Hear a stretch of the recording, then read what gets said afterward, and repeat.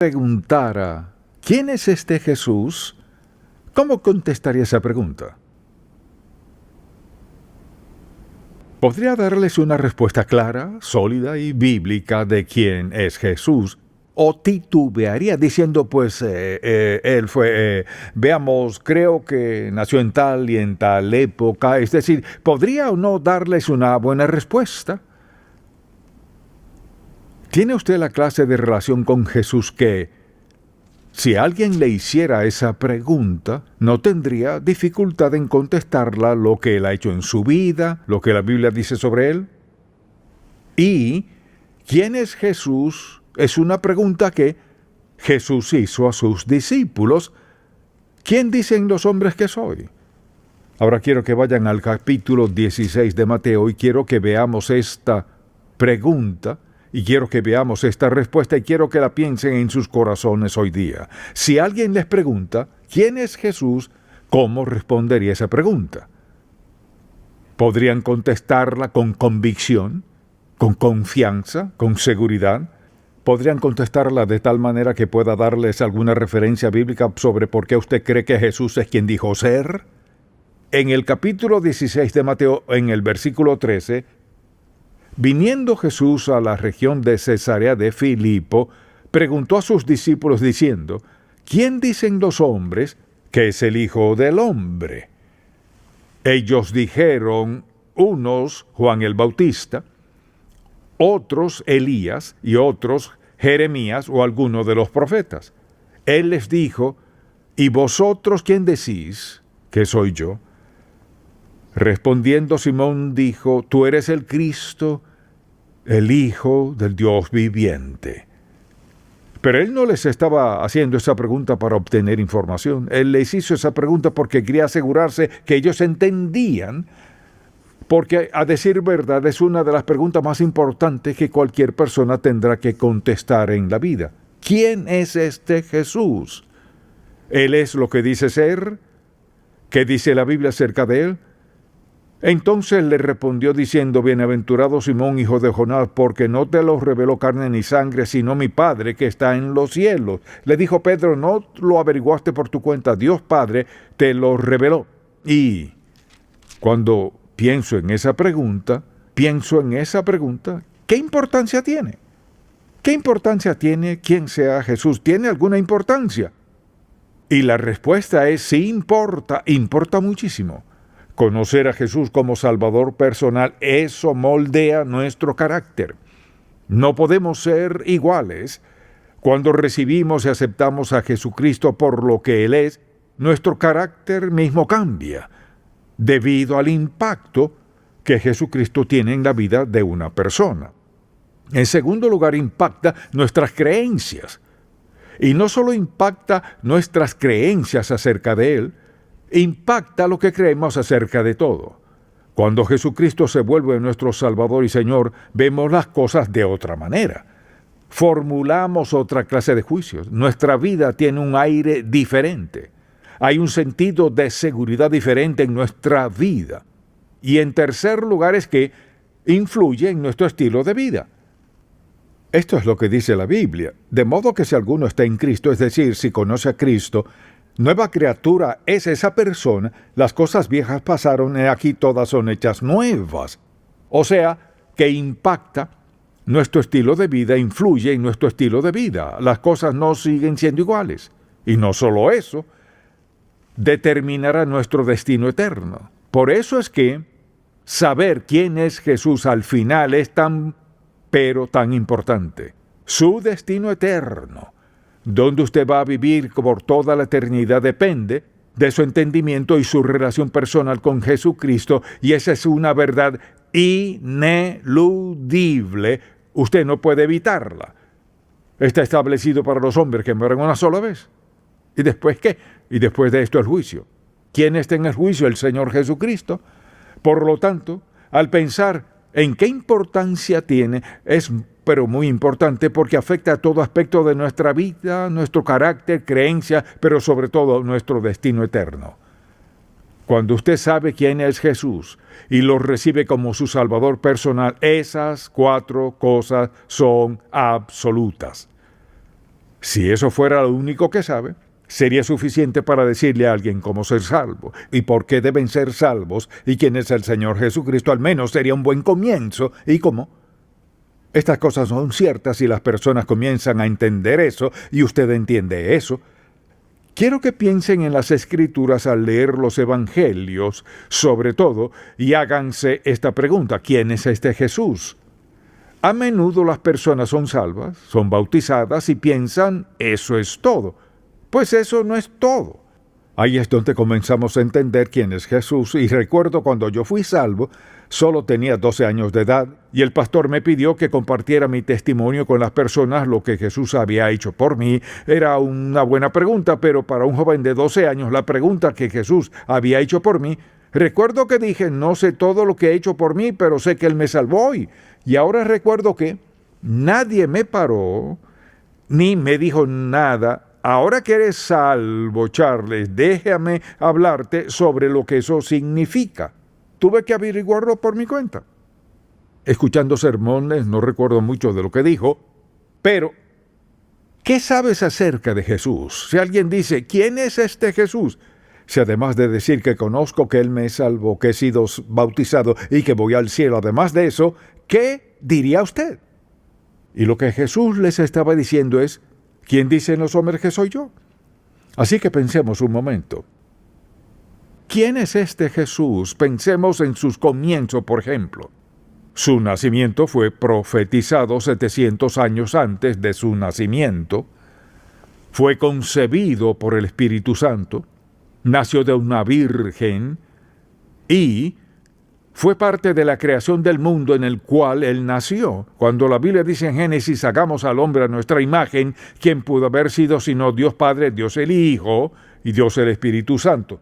Por tanto, al pensar en sus comienzos, Él es diferente a cualquier otra persona que ha nacido. Y cuando pienso en todos los nombres que le dieron en las Escrituras, y ustedes pueden nombrar algunos, ¿lo llamaron qué? ¿Rey de reyes? ¿Señor de señores? ¿Él era el príncipe de paz? Alguien dígame uno. Salvador, Emanuel, admirable consejero, Dios fuerte. En otras palabras, tiene muchos nombres en las Escrituras. Y si alguien dice, ¿quién es este Jesús?, le haría parar y pensar alguna vez, voy a decirle a esta persona quién es verdaderamente. Y no sé cuántas veces me han dicho las personas, pues sí, yo fui salvo y fui bautizado, y le preguntara, ¿y qué pasó después? La mayoría de las personas, me han dicho, pues voy a la iglesia, ofrendo. Es decir, nadie me dice, el Jesús que me salvó es el príncipe de paz, Él es el Hijo de Dios, caminó en esta tierra y fue crucificado por mí, Él fue sepultado y ascendió y está sentado a la diestra del Padre por mí. Deberíamos ser capaces de definir claramente para las personas que nuestro Jesús no es como los demás dioses así llamados. Si le pregunta a un budista acerca de su Dios, está muerto.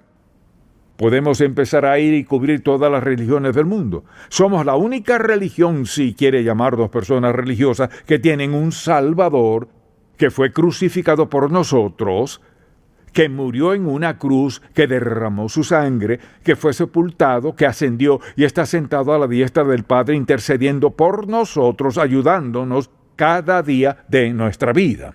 Tenemos algo de qué hablar y alguien de quien hablar sinceramente. Por eso, al pensar en todos sus nombres, Rey de Reyes, Señor de Señores, Príncipe de Paz, Emanuel, todos esos nombres tienen significado. Sin embargo, la mayoría de las personas cuando son salvas nunca piensan, ¿quién es este Jesús que me salvó? En muchos casos las personas ignoran eso y pienso que una de las razones por las que la mayoría de las personas no dan testimonio de Jesús es porque no saben qué decir. Por eso les pregunto el día de hoy, si alguien les dijera, hoy, antes de entrar a la iglesia, ¿puede decirme quién es Jesús? ¿Sería capaz de decirles claramente, con certeza, sin titubeo, sin duda e inseguridad, sin decir, pienso tal y tal cosa? ¿Podría decirles exactamente para usted quién es Jesús en su vida? ¿Quién es este Jesús? Y la Biblia lo dice muy claro. En el comienzo vemos cómo era Él, los nombres que le daban, y qué podemos decir de sus atributos. O sea, ¿qué podemos decir de Él? Pues ante todo es deidad. Él no es como cualquier otra persona que ha vivido. Él era Dios, que vino a este mundo en carne humana, nunca dejó de ser Dios. Él siempre fue Dios. Él anduvo en este mundo, Él era Dios, en carne humana, crucificado, y aún así era Dios. Omnipotente, omnisciente, omnipresente. Estoy seguro que se impuso ciertas limitaciones y consintió a ellas antes de nacer. Y aunque Jesús tenía muchos atributos, Él no los ejerció todos necesariamente cuando estuvo en la tierra, pero sin pecado. Y piensen en esto, era sin pecado y al mismo tiempo era humano. Tenía que ser humano para poder explicarse a sí mismo al mundo.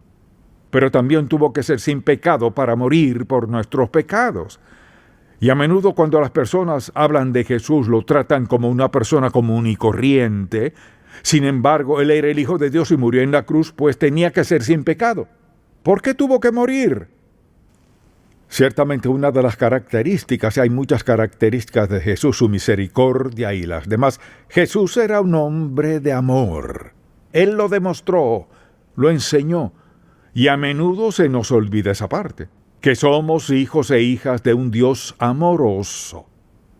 Y entonces si pensamos cómo se describía a sí mismo, se describió a sí mismo como el buen pastor.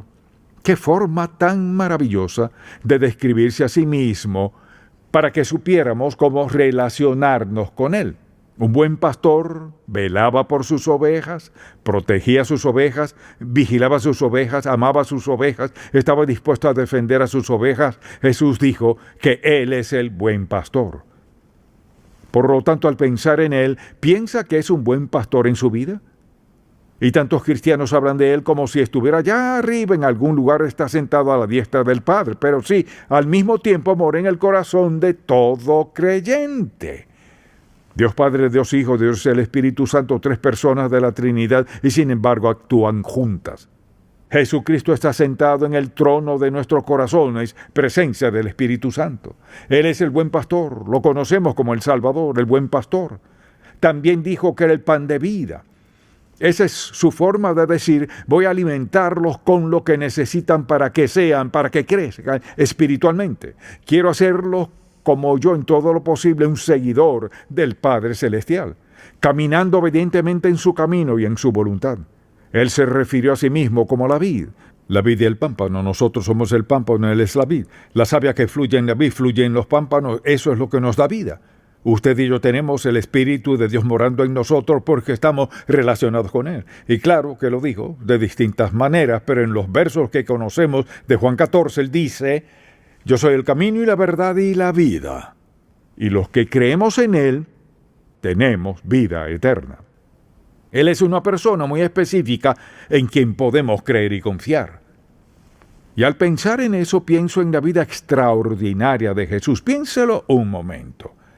Él nunca escribió un libro, pero es el tema principal de este libro. Nunca compuso una canción. Sin embargo, miles de canciones han sido escritas sobre el Señor Jesucristo.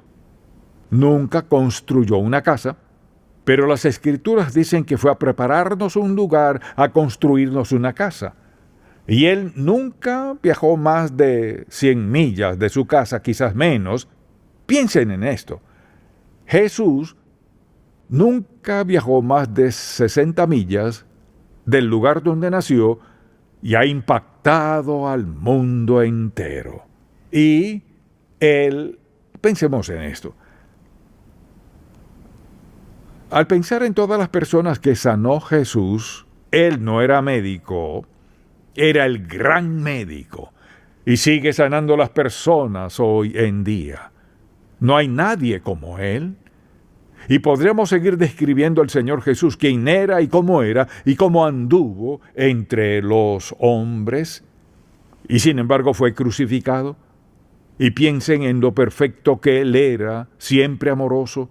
Nunca estuvo tan afanado que les negó a la ayuda a los necesitados. Recuerden, los niños venían a Él. Escuchan, los niños no se sienten atraídos a alguien con una actitud desagradable, poco cariñosa.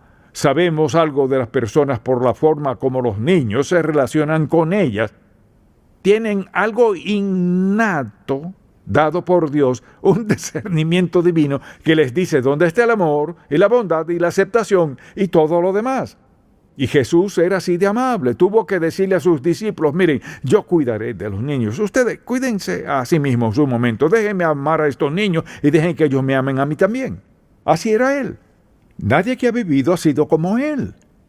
Sin embargo, Él entendía cómo le responderían las personas y cómo reaccionarían. Y recuerden, como dijimos, nunca estaba muy ocupado ni afanado. Cuando iba saliendo de la ciudad de Jericó con aquella gran multitud, y el viejo Bartimeo, un pobre mendigo ciego, seguía clamando, Jesús, hijo de David, ten misericordia de mí. Y Jesucristo, el Hijo de Dios, que está sentado a la diestra del Padre, que estuvo presente en la creación, que resucitó de los muertos, Jesús, con todas esas cualidades que hace, para por un pobre ciego mendigo. Y ahí estaban, de hecho, trataron de callarlo, pero Jesús lo oyó. Imagínense. En lo personal, esto me encanta. En medio de la multitud que le decía a Bartimeo que se callara, ¿acaso no sabes quién es Él?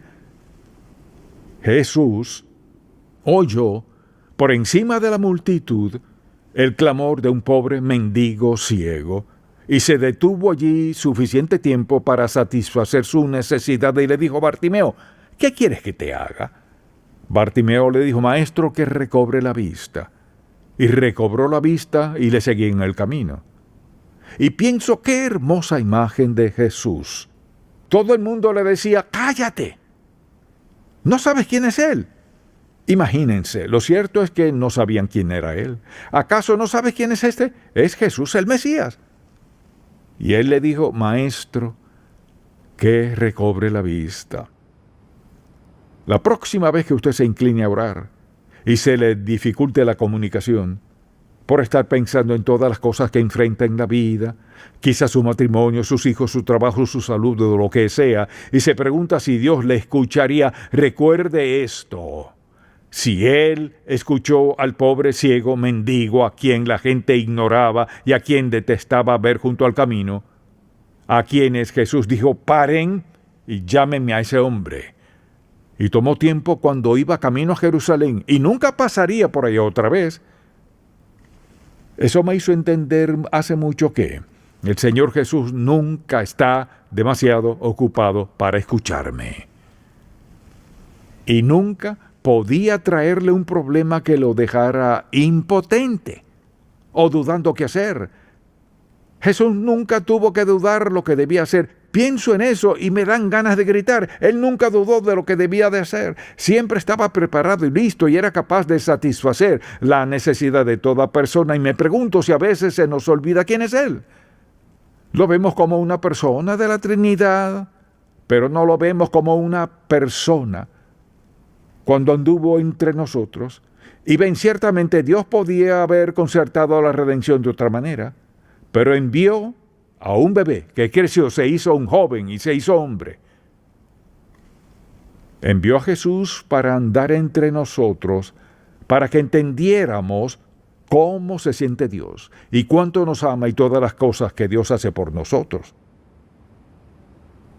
Cuando alguien les pregunte quién es Jesús, cuéntenle eso. Él no es solamente el Salvador que murió en la cruz para salvarnos de nuestros pecados, porque mire, vino no solo a morir, sino a ser resucitado, para que quienes lo siguen sepan que servimos a un Dios viviente. No tenemos tumbas donde puedan ir a ver a Jesús. Él es el Dios viviente. Dijo que vino a enseñar la verdad y a edificar su iglesia. Y Él vino, como dice la Escritura, para asegurarnos que tendríamos vida después de la muerte. Supongamos, por ejemplo, que pudiéramos ir a Jerusalén o Belén o a cualquier lugar aledaño a donde Jesús vivía y llegáramos finalmente a la tumba del huerto y dijéramos, Jesús fue enterrado aquí y todavía está ahí dentro. Está encerrado ahí, está ahí. No puede ser hallado en una tumba. ¿Por qué? Porque la tumba no podía contenerlo. Él vino a morir en la cruz y a resucitar para sentarse a la diestra del Padre, gracias a Dios no puede ser hallado.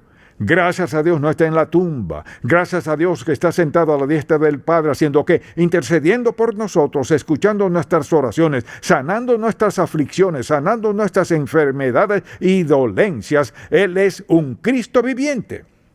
Y en este mundo incrédulo necesita entender que Él es un Cristo viviente. Él es el Mesías viviente. Él es el Señor viviente. Él no está muerto. Por eso, basándose en quién es, puede pensar un momento, ¿cómo debemos responder a Él? Acabamos de hablar de quién es Él, por lo tanto les daré 4 cosas. ¿Cómo debemos responder a este Cristo viviente? Confiar en Él para nuestra salvación, rendirnos a Él como nuestro Señor, servirle fielmente y compartirlo con otros. Eso es todo. Vean esto. Confíe en Él para su salvación, sométase a Él como su Señor, sírvale fielmente y compártalo con otros. El propósito principal de este mensaje es decir sencillamente que este es Jesús. Ahora, ¿qué clase de relación debemos tener con Él? ¿Lo hemos recibido como nuestro Salvador? ¿Me he rendido a Él como Señor de mi vida? ¿Estoy sirviéndole de todo corazón? Y alguien dirá, ¿sabe? Es que no enseño, no predico. El asunto no es ese. Sírvale de donde usted vive. Dios no quiere que todos hagamos lo mismo. Donde usted trabaja, está rendido a Él, le está sirviendo. Y si piensa en la sola idea de compartirlo, todos podemos hacerlo. Pero vean esto. Solo podrán compartirlo si creen lo que dijimos antes. Si no están persuadidos de quién es Él, no lo compartirán con nadie con entusiasmo y convicción. Si alguien dice, ¿quién es Jesús? Y usted dice, pues, Jesús es el Salvador del mundo, eso no va a convencer a nadie de nada. Pero cuando usted puede decir, al menos parte de lo que hemos dicho en este mensaje, entonces, el Espíritu de Dios los usará para traer convicción a sus corazones. Ellos necesitan el don de vida eterna, necesitan el perdón. Y déjeme decirle, hay muchísimas personas que no creen en Jesús, pero se sienten muy, muy culpables. O escuche, no creo en Jesús, pero se sienten culpables. No saben por qué. Están violando la verdad, están violando la ley de Dios, están violando la justicia. Se sienten culpables, pero dicen que no creen en... pero ¿de qué se sienten culpables? Si no hay Jesús, ¿por qué se sienten culpables? Si no hay un Dios santo, ¿por qué se sienten culpables? Es una negación de la verdad. Pero déjeme decirle, usted puede negar la verdad hasta el último instante de su vida. Eso no cambia la realidad de Jesús, la verdad de la palabra de Dios o la eternidad. Nada cambia eso. Por lo tanto, cada uno de nosotros necesita a Jesucristo como nuestro Salvador, nuestro Señor, nuestro Rey, nuestra vida y nuestra vida eterna. Por eso les pregunto sencillamente, si alguien les dijera, ¿quién es este Jesús? ¿Sabrían qué decirle? Amén. Padre, te pido por alguien que se encuentre aquí hoy, que no es salvo, que lo ha estado pensando, pero nunca se ha comprometido, no están seguros, por alguien que resuelvan esto y estén dispuestos a hacer esta sencilla oración. Padre Celestial, reconozco que soy un pecador.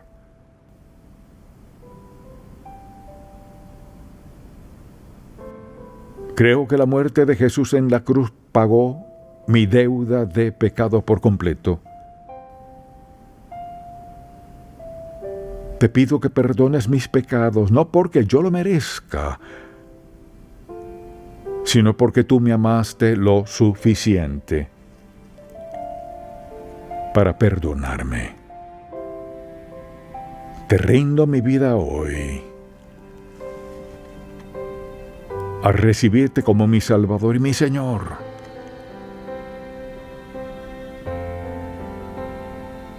Dame, Señor, ahora valor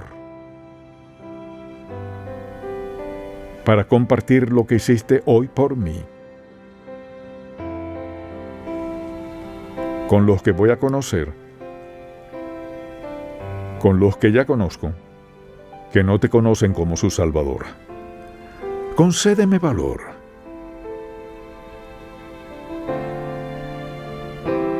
para dar buen testimonio de ti. En el nombre de Jesús. Amén.